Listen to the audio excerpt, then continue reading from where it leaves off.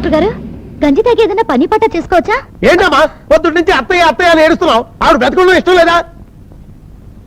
అంటే అమ్మ పడుకునే ఉండాలా? చచ్చినట్టు. అది పడుకుంటే ఎలాగండి?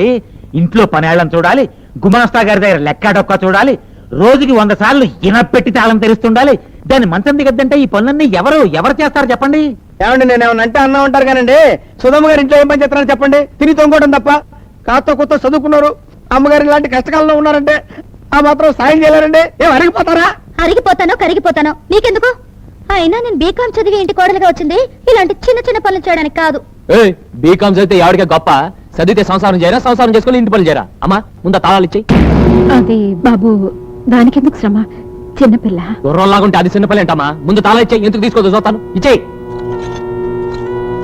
ఇదిగో ఈ రోజు నుంచి ఇంటి పనులు నువ్వే చూసుకోవాలి. నువ్వు ఒక్కదాన్నేనా?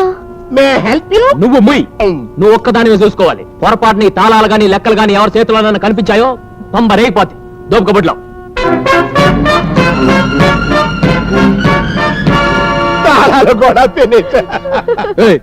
అసలు అమ్మ కొంటూ బాలేదు. మధ్యలో నీ ఏడు పెట్టి జస్ట్ ఏడుపు వచ్చింది బాబు.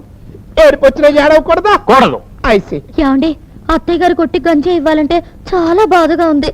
ఒక పూటేనా అన్నం పెడతానండి. చంపేస్తాను. రే ఓబయ్య, బాబయ్య, ఈ రోజు నుంచి అమ్మ ఒట్టి గంజి మాత్రమే తాగాలి. ఇక మర్చిపోండి, నా రెప్ప మీ చెప్పు. ఏంటి నీకేమైంది మళ్ళీ? ఇదిగో డాక్టర్ గారు, నా డబ్బులు కనపడక నేను ఏడుస్తుంటారు. అదిగోదండి మా ఆవిడ కాస్త అయ్యో అక్కర్లేదండి. వాంతి చేసుకుంటే అక్కర్లేదంటావేంటే? ఇది జబ్బు వంటి కాదండి. మరి మీరు నాన్న కాబోతున్నారు.